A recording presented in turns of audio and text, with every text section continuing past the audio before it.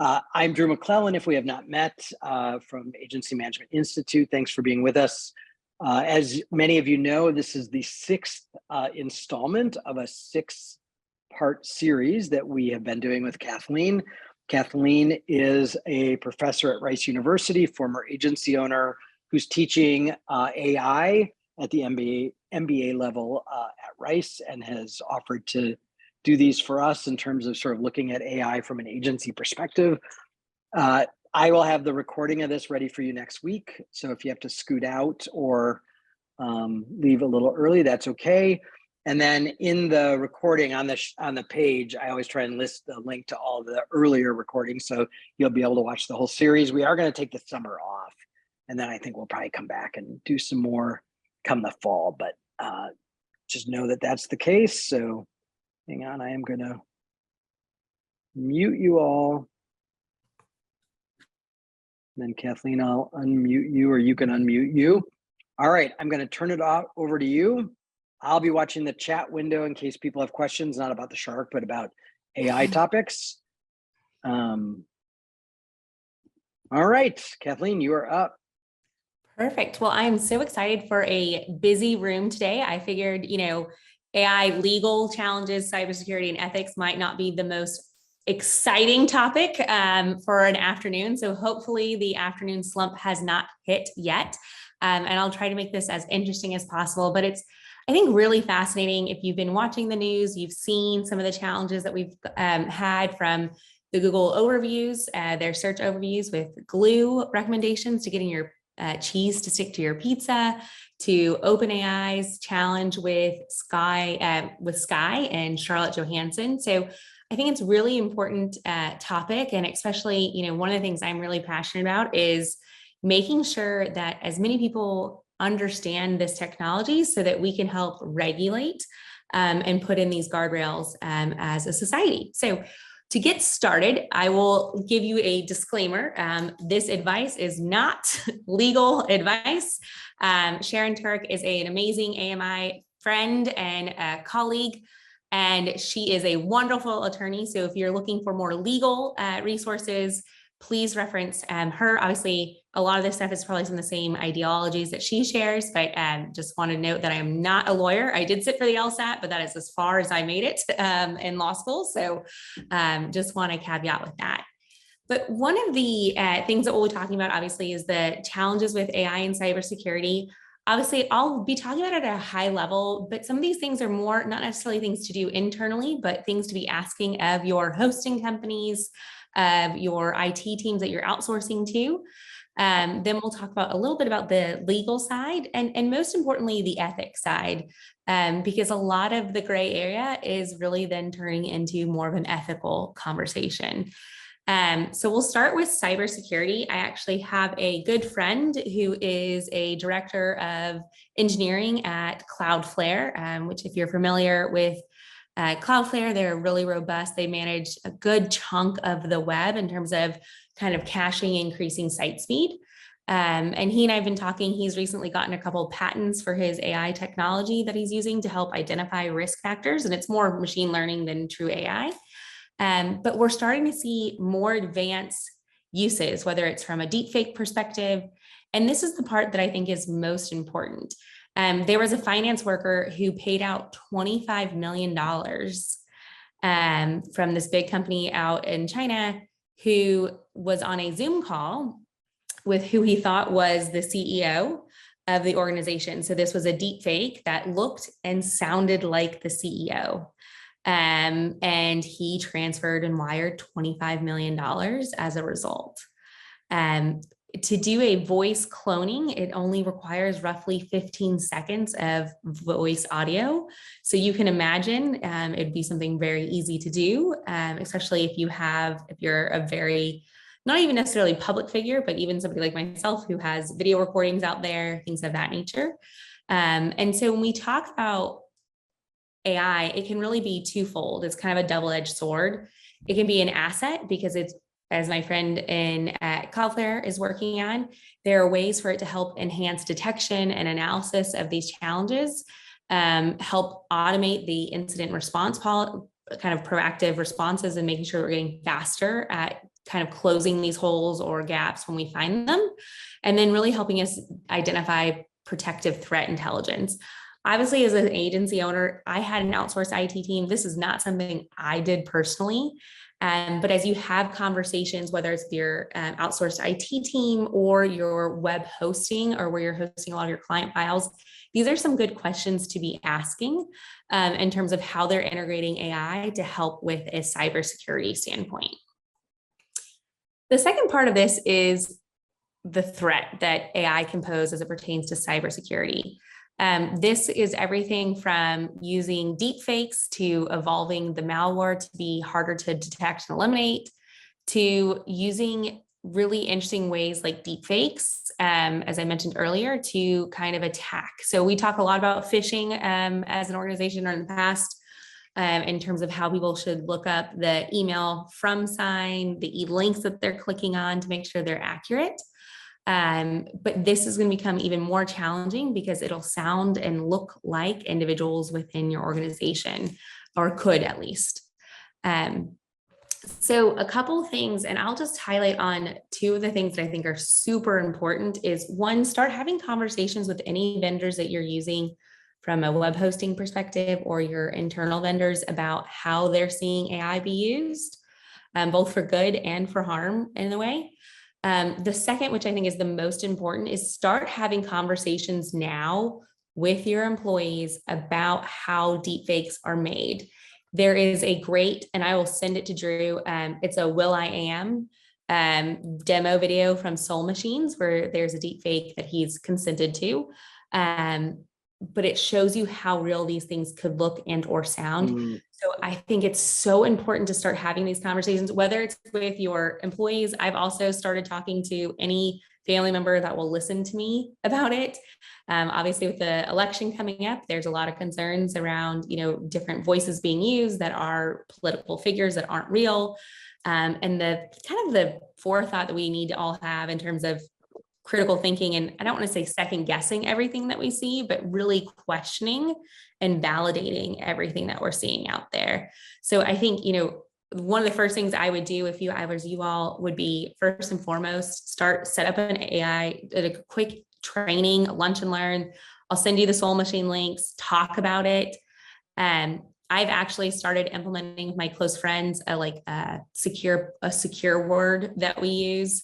So that if they're getting something and it doesn't, it seems kind of weird, out of place, we have a code word that they know and I know from that standpoint. And the other thing that I would do immediately is turn off voice authentication for your banks.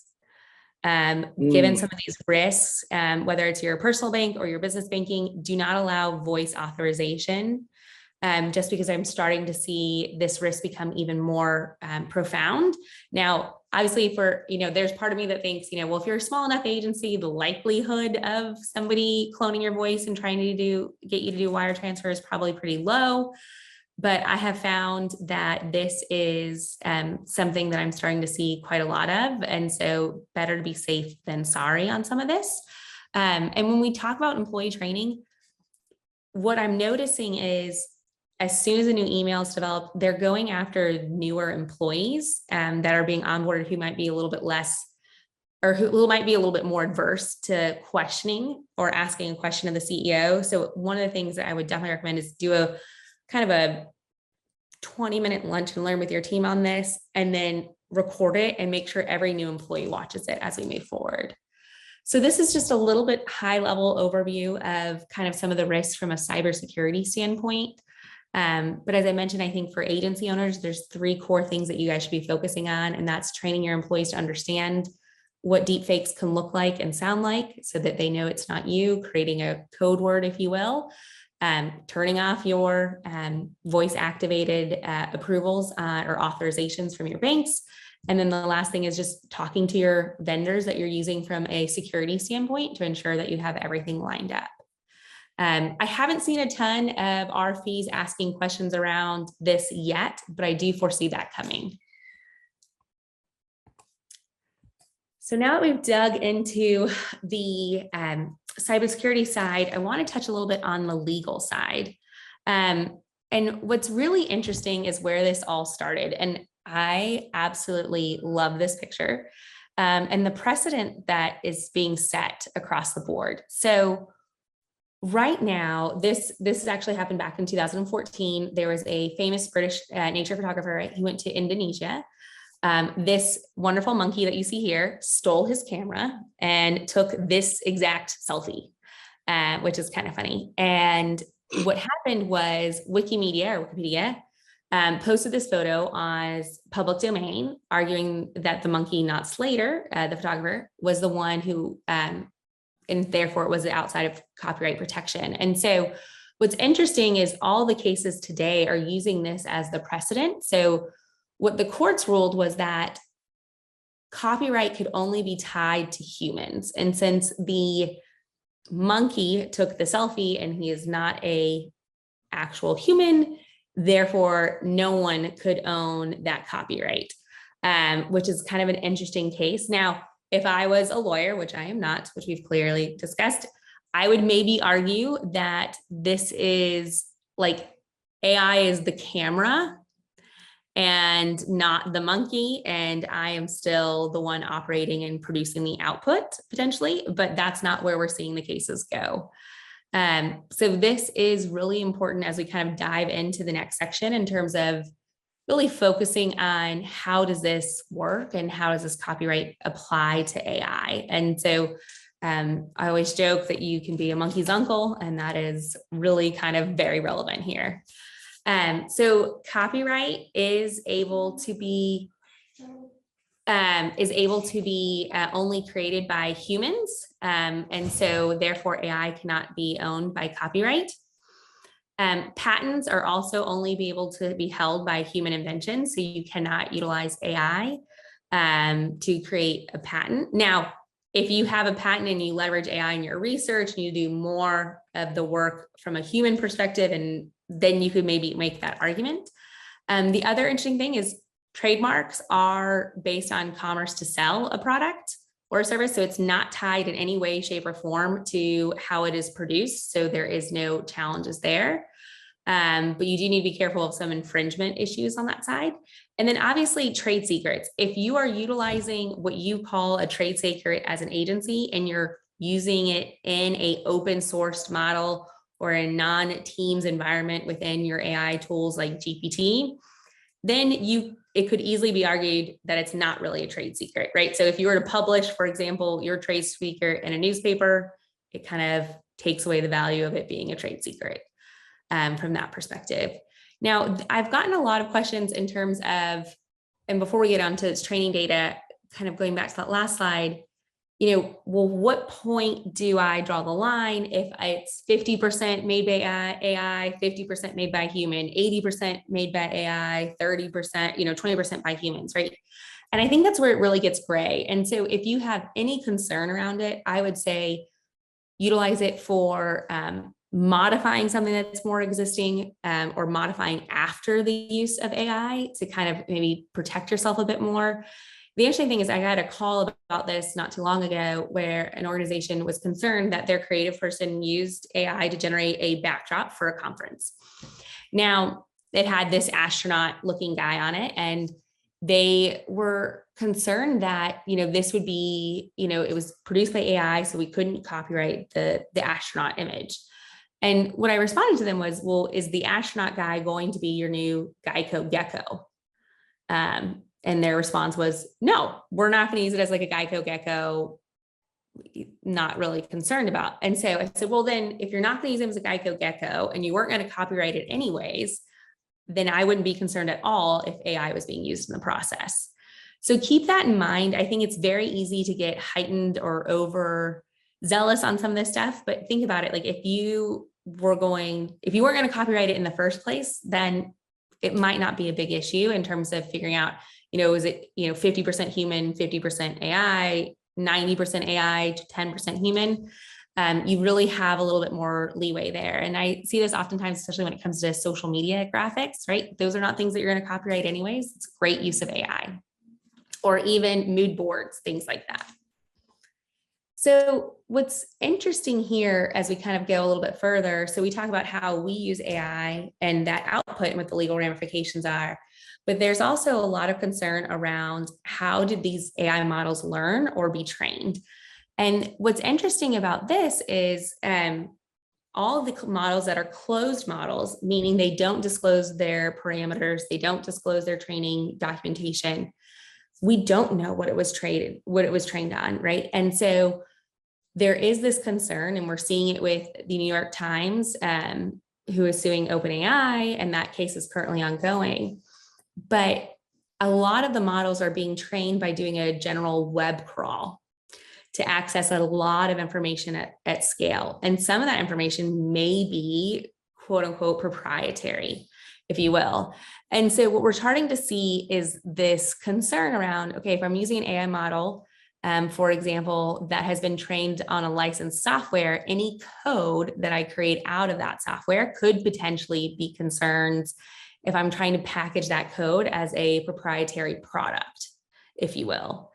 And so what's interesting about this is obviously the major players like ChatGPT are well aware of these concerns, and they're indemnifying its users. So if you were to utilize this and then get sued from the New York Times because it references an article from them, for example, ChatGPT would indemnify you. So it would actually go to them, right? So you're not responsible for how the models are trained. So that is only valid on the Teams license and above. But the Teams license, I believe, only requires 2 users. And it's roughly $25 a month per user if you prepay for the year, or $30 per user per month, and you only need 2. So what's also interesting about this, and this is a little bit of an aside, is we've seen like the digital shift and kind of what we'll call like kind of the death of journalism in a way. But one thing that kind of gives me some hope for kind of the rise of the journalism and journalists again is OpenAI has just signed an agreement. I think it's about $25 billion agreement with News Corp, which is the parent company of Wall Street Journal, to utilize its knowledge base or its articles and its background as a training ground for its future models. And so I think you'll start to continue to see these big frontier models really start to develop these partnerships with these publishers. And I think it might potentially create a new avenue and growth for these publishers to continue to focus on really great journalism from that perspective. So some interesting things as it pertains to fair use and its training data. One thing I want to touch on is the EU AI Act. And this is an act, this is the first, what I'll call like larger scale legal act from the European Union. Obviously, it's not going into effect fully, but this indicates, right, we saw it with GDPR as it pertains to data privacy. And we're starting to see some of those laws come across in terms of California state laws and more federal. So EU tends to kind of lead the charge on this, but they're taking a more risk-based approach to AI. And they're really kind of making more of the obligations come to those industries that will require or could potentially cause harm. So for example, they're focused on finance as a kind of high risk sector. So if you're using AI to approve mortgages or loan rates, things of that nature, they want to make sure that you're taking that out. Healthcare is another one.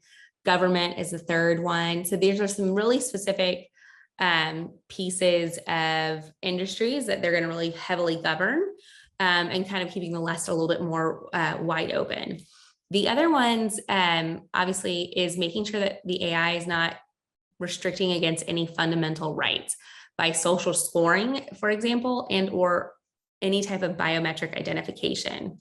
So think about AI being used to help from a legal perspective or policing perspective through cameras in cities and streets. So they're really wanting to be careful about how AI is being used.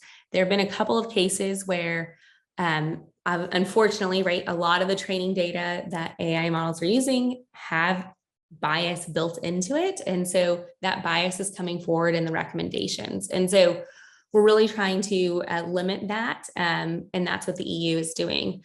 The other interesting thing is there is this act that would require anyone who interacts with AI tools to be clearly marked as such and make it very obvious, which I think is a very important and very valid thing to move forward. Actually, Texas, the state of Texas has a law in place that requires transparency of AI use, which I think is amazing. So what would that look like, Kathleen? What does that transparency look like? So to me, it's like you'll start to see this image was generated by AI. We're starting to see that stuff integrated into Meta's AI models already, so that if you're looking at kind of like advertorial markings. Yes, exactly. Okay. That is Okay. exactly what we're thinking. And So there are. do you think we should be recommending to our clients that they get out ahead of this and disclose that kind of thing? Like, again, how much AI in the mix is enough to require or to suggest the disclosure? I think it depends on the use and what the impact could be, right? If it's a graphical image,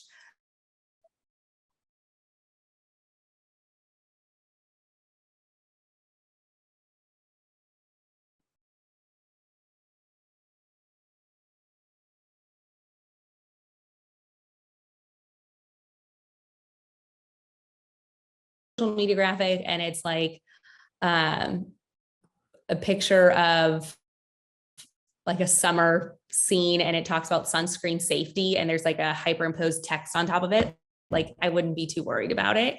But if you were utilizing AI to help show what a building might look like or a facility or an outcome of something, noting that I think is important. Unless it's super obvious, like the building's in space or underwater, things like that. One of the things I'll just note as we kind of talk about legal, what I have found to be the most successful in terms of having conversations around incorporating AI, because obviously it can be very scary for a lot of organizations, and some of the larger ones are more hesitant because of the concerns around AI. And so one of the things that I've done is we've actually started looking at changing language in certain types of contracts or agreements that talk about how we're leveraging AI in our processes to help reduce costs or to create cost savings. Because one thing I've realized is RFPs, obviously, if you were at BABA, we heard from Mercer Island Group that there doesn't seem to be a lot of questions around AI yet. But one thing, yet being the key word, but I do think we'll start to see it. But if you position it around cost savings and efficiencies that you're creating to help control costs for the organization, those attorneys and kind of the CFOs that are reviewing MSAs will more likely approve it because they see the benefit of it as it pertains to them. So that is one thing that I have kind of started to look at, is kind of including some of that language in terms of how the benefits for them in terms of our process. We also will add a clause where I add in something around this idea that we identify in the estimating phase if we're going to utilize AI for the product output, and we'll have a conversation and note it in our SOW or our estimate more specifically. And that's really more particular as it pertains to outputs, right? So it's a direct output from AI versus we use AI to help with our scheduling or taking certain types of notes internally or brainstorming or research, things like that. Just a few things to keep in mind as you guys kind of start navigating this.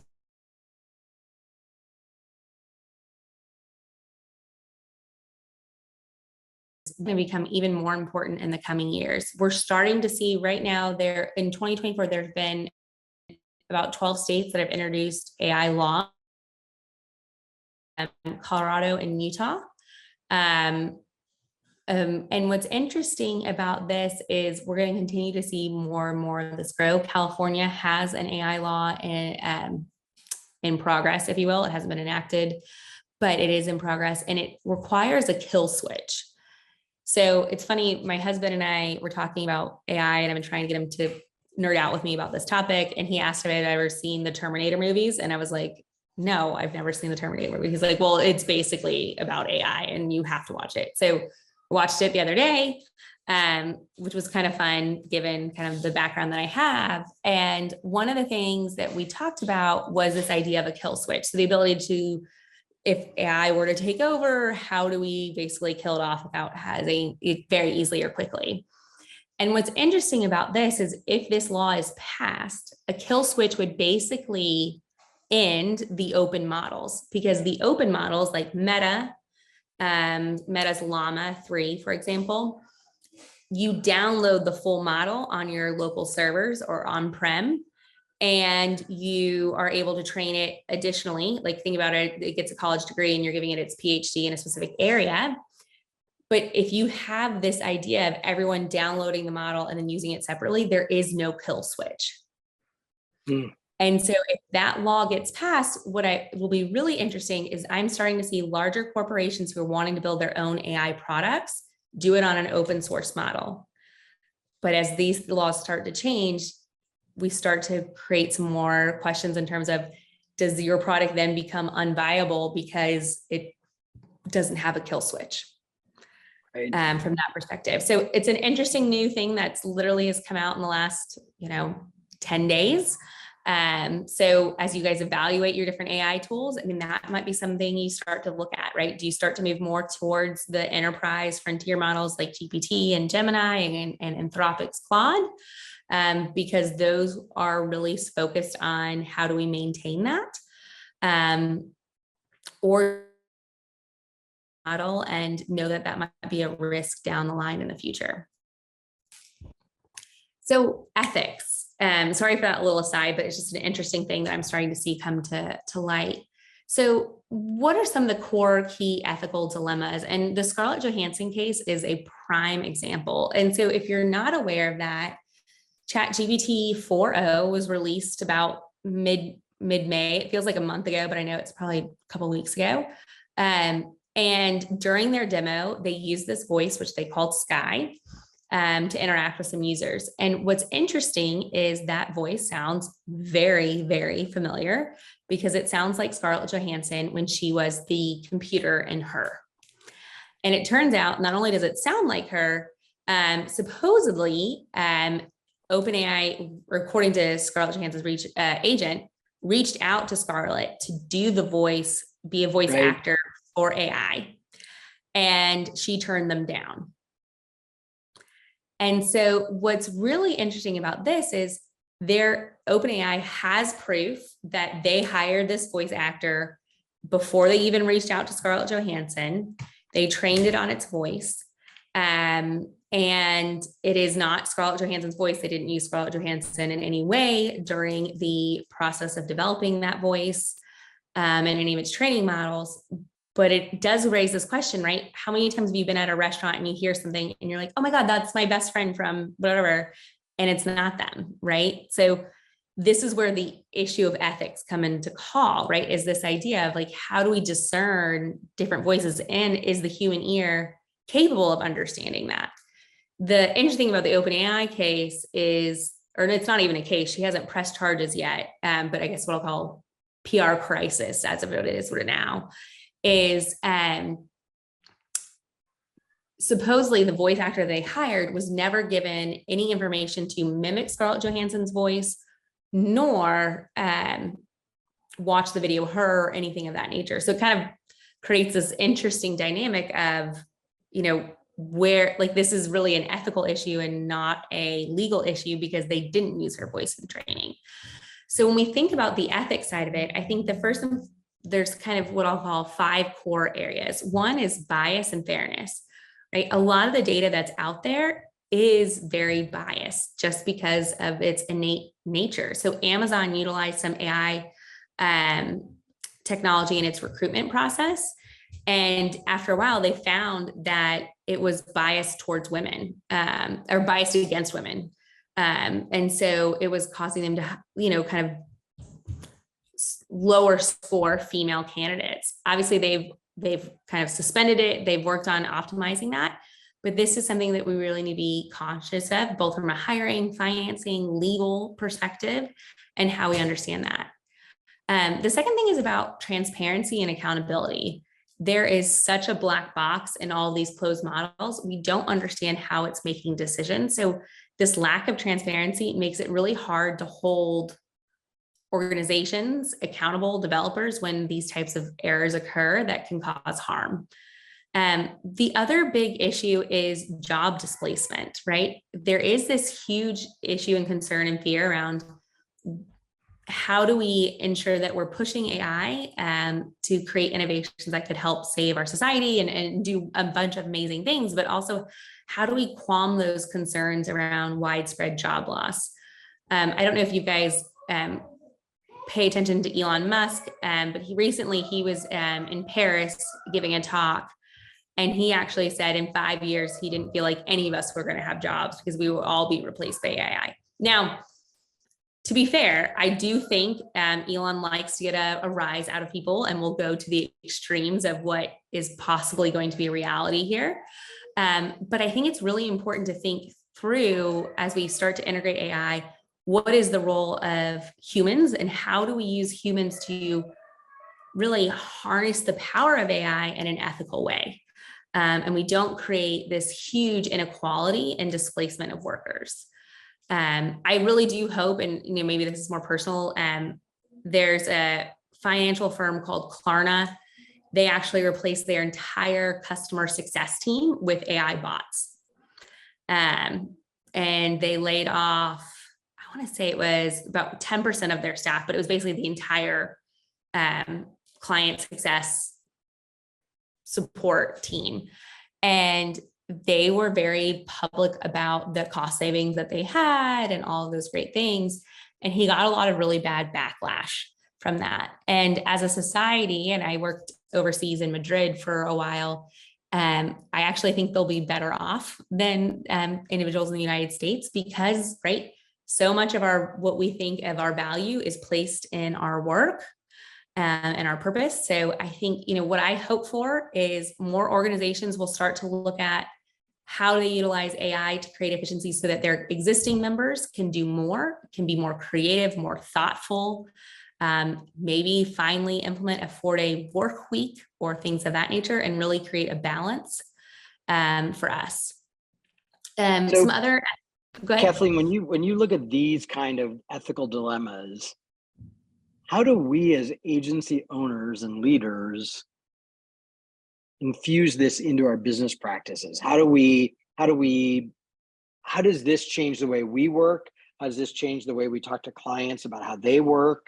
Like, how do you envision, and I know I'm asking you to project into the future, but yeah, how do you begin to sort of weave some of these ethical discussions and decisions into the way we show up? I think first and foremost, right,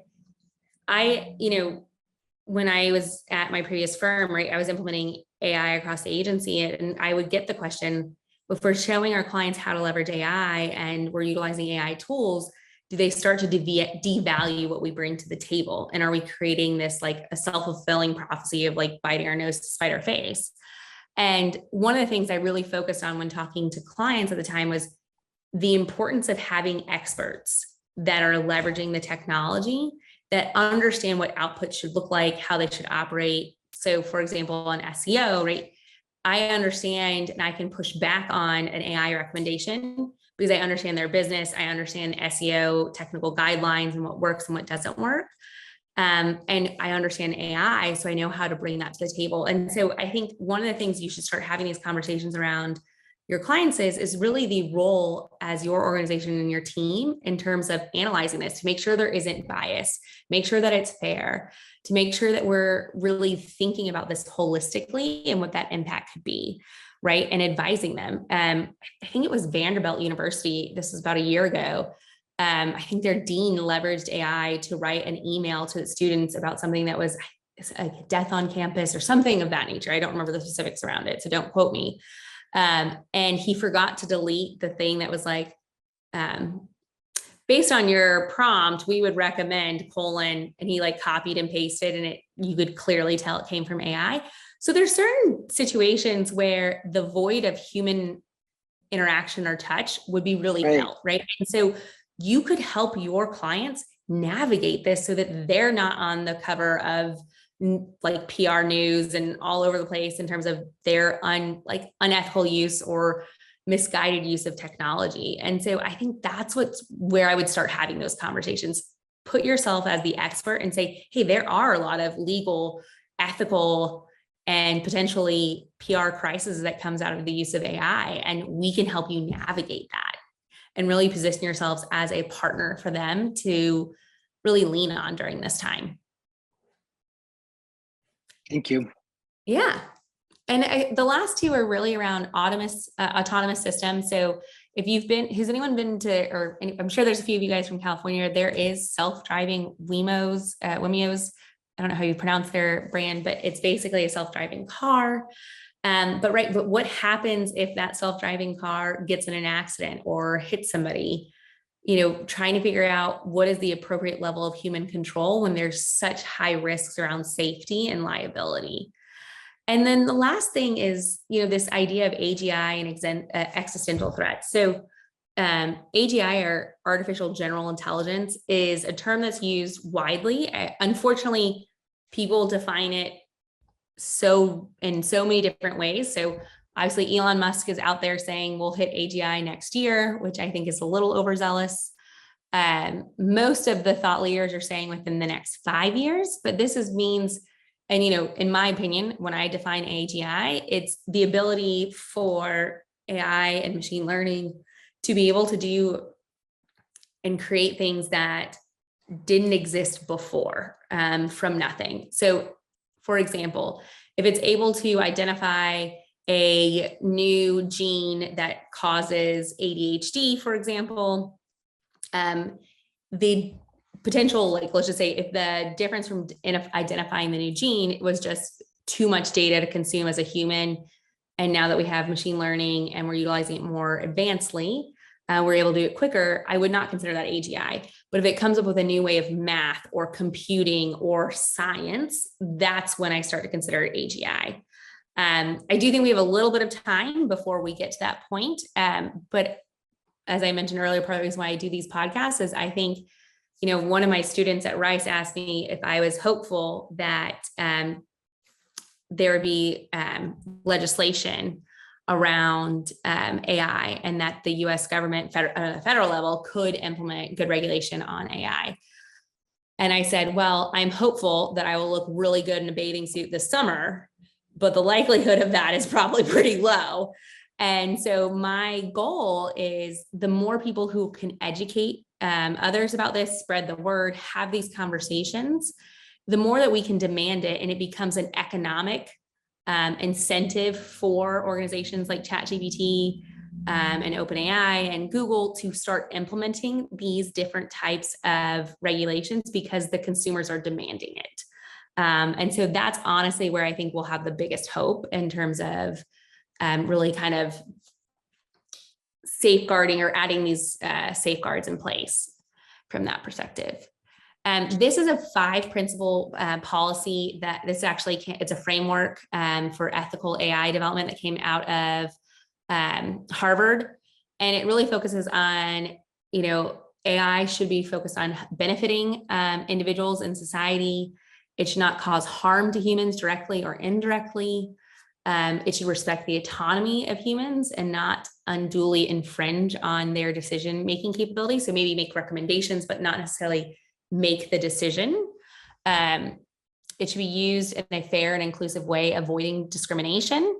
And then it should be really transparent. So this is the guiding principles that Harvard has put out there, which I think is a really great starting place as you kind of look to your own policies and principles in terms of how you're going to utilize AI in your organization.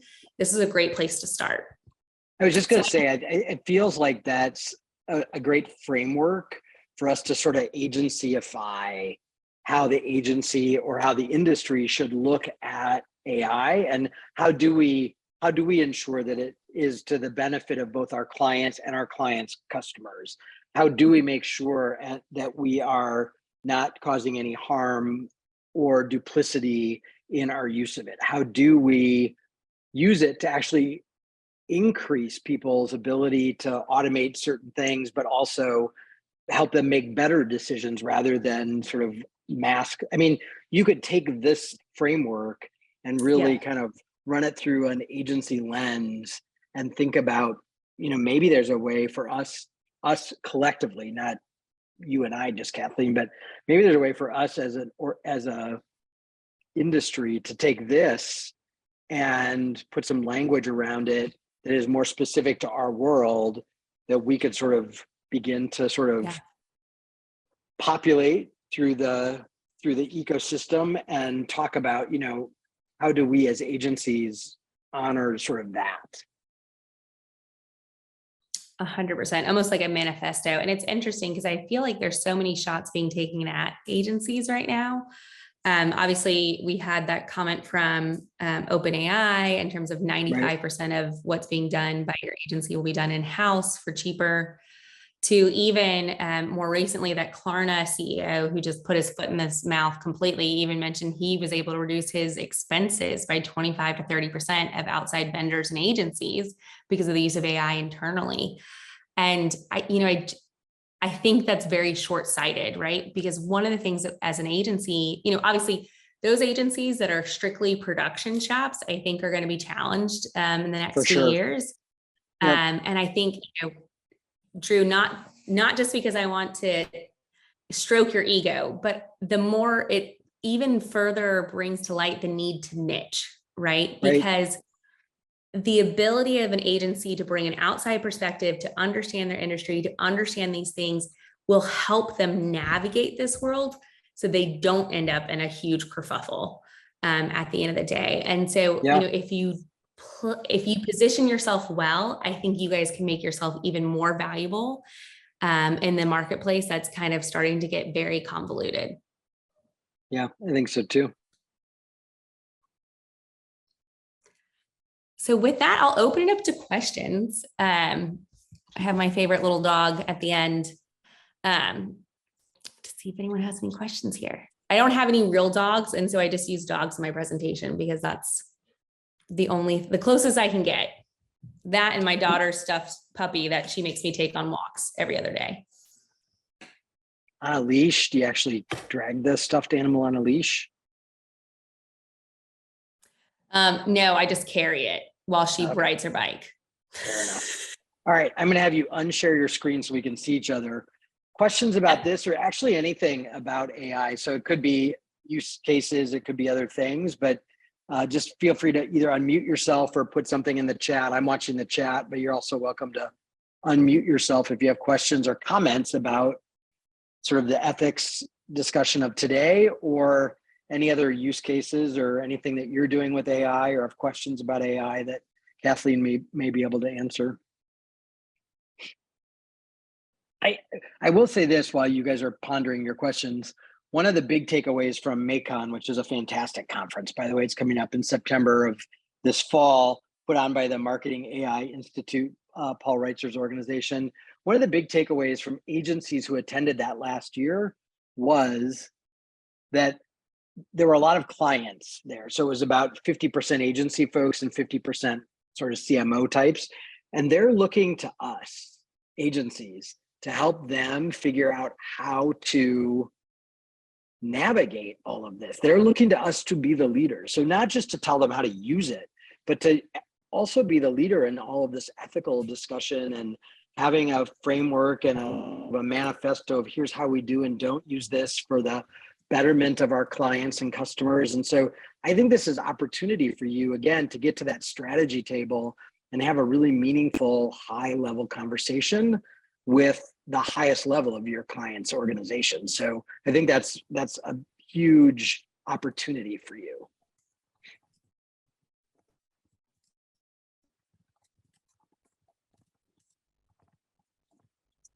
So Ryan is saying, how did you handle the 8 hours of ChatGPT being down yesterday? Well, so good news was the ChatGPT was down, but the APIs were not down. So I focused on the AI assistants. And then I also caught up on some trashy reality TV shows, which was really fun. So, and I do think they should make a reality TV show on AI because I think it would help democratize everyone's understanding of AI. But furthermore, if you want to get into some really fun tea and grab some popcorn, there is a big fight going on between the head of Meta's AI team and Elon Musk on Twitter, and it is amazing.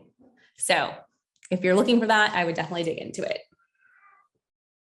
See, you'll all have time for this to follow those things on Twitter when you sell your agency too. Right, Yes, Kathleen? You have a little that more is time. true. Yeah. Yeah, I have it's kind of scary. My dad was can like, all "You need a aspire job." to that. Yeah. Other Yes. questions or comments? I'm also curious about what topics you would like us to think about exploring for the fall as we go back into this after a summer break.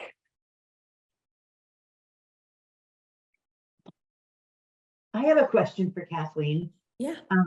Fire away. Great.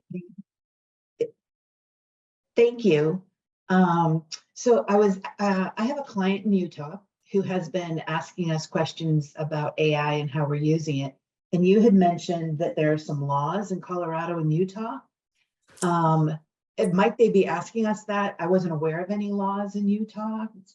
Could you elaborate on that a little bit? Yeah, so they've recently been enacted, or in terms of they've been recently passed, but they will not go into effect until 2026. Okay. So you have some time, so don't panic. And it's more geared towards AI developers than individuals using AI. Okay. Their big thing is around transparency. I will follow up with Drew and kind of send a link to a summary of kind of Colorado and Utah are the ones that have passed it. Connecticut also had something on the books, but it got struck down. The most furthest reaching one is actually in California, which is where the kill switch comes into play. But I'll send you guys kind of like a little recap. I'll send you a link and I'll send you what like the 2 to 3 bullet points. But for now, you can take a big sigh of relief because it's not going to be enforced until 2026. So you've got some time from that perspective. Okay. So a question in chat around the whole idea of deep fakes. It says, what do you think about facial recognition for bank logins, like for mobile banking? Is there a risk of deep fakes there in addition to voice? I mean, there definitely is that risk. As you know, that's something I've been working on in terms of turning off. I don't know if you guys utilize tools like Dashlane, which is amazing.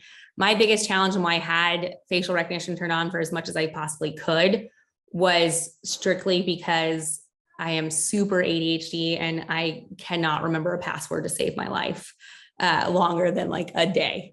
So I've started to transition into on my computer, I do biometric, kind of like a fingerprint scan, things of that nature, but I am starting to remove facial recognition and setting up a new Dashlane account for my personal stuff. I used to use it for work, but now I'm going to start using it for personal, just because, you know, there is that risk of creating an image that looks really closely like you. Now, I haven't heard it being used successfully yet, but I think, you know, we're 90 days away-ish from GPT-5, if not sooner. So, you know, who knows what we'll be capable of at the end of this year. So I would turn it off. I would utilize Dashlane if you can, or something like it. I know there's a number of like MCure is another one, things of that nature, but